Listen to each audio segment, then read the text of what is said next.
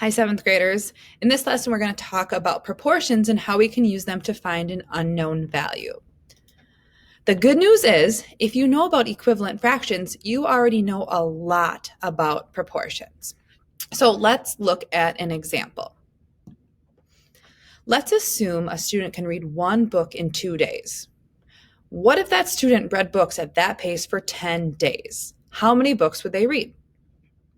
We're going to use equivalent fractions to solve this problem. So 1/2 is the 1 books in 2 days. And we're looking for an equivalent fraction that shows us that that student read for 10 days. So here's our equivalent fractions, meaning that that student could read 5 books in 10 days because 1/2 is equal to 5/10. Now it's very important to keep the units the same on the top of the fractions and on the bottom. So the books are on the top and the days are on the bottom.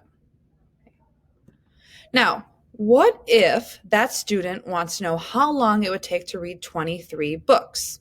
How long would it take?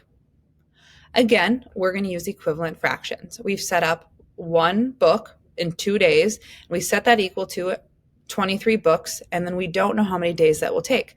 But we're going to use equivalent fractions to solve this. So which equivalent fraction is equal to 1/2 that has a numerator of 23? Well, 23 over 46. Another example. The last time your mom sent you to the store, you bought 3 pounds of apples and it cost $6.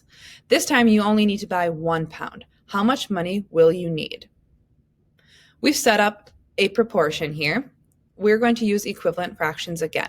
So pounds are on the top and dollars are on the bottom. So 3 pounds costs $6.